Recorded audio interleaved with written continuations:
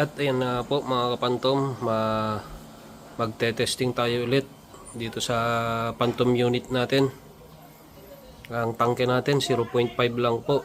Ang barrel natin ay PRNB 209. Ayan, magte-testing tayo ng 1070 plus na FPS. Try natin kung kaya ng PRNB natin ng ganong kataas na FPS. Ayan, subukan nga natin tong unit natin kung mapapa-stable natin ang patama niya sa 1070 plus FPS. Kung paano yung patama ng PRNB natin. Tignan natin. Bigyan natin siya ng 10 shots siguro using NB pellet 18 grain.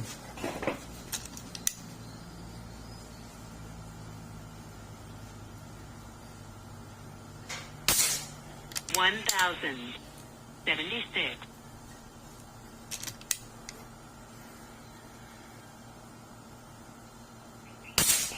$1,074.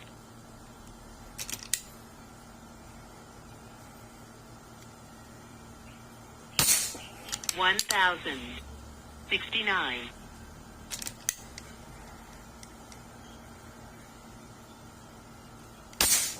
$1,076.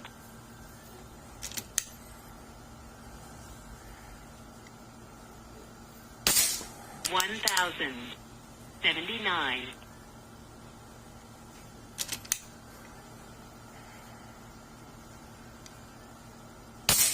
$1,074.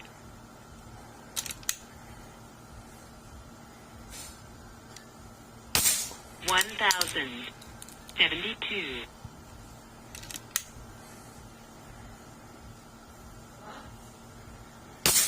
$1,072.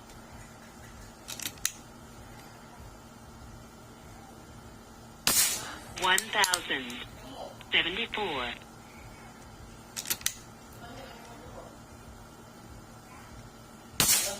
Ayun, mga kapantom, 10 shots 1070 plus FPS, 10 shots perfect score, perfect X, 1076 FPS, perfect 10, perfect X. Yan po yung patama ng unit natin, PRNB 209.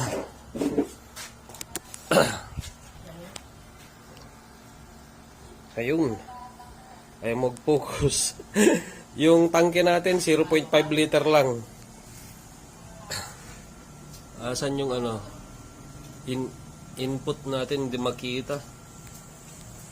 Ayan po yung patama ng unit natin, 1076 FPS, perfect 10, perfect X. Subukan nating ituloy, di na ako magkakarga ng hangin. Ituloy na natin, bigyan pa natin siguro ng 10 shots. Tignan natin kung hanggang saan ang kaya ng accuracy ng 1070 plus FPS. 1,088. Tumaas ah.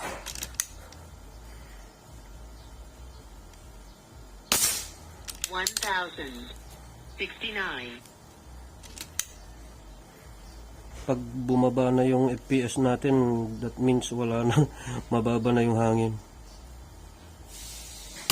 Pero tuloy lang natin. 1,074.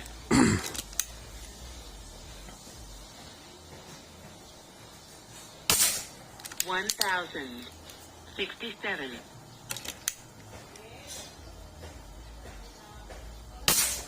$1,058. Pababa na yung hangin natin. 1,069. Parang magpe-perfect ulit ah.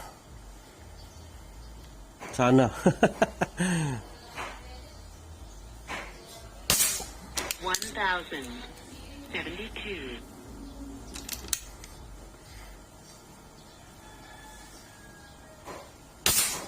1065.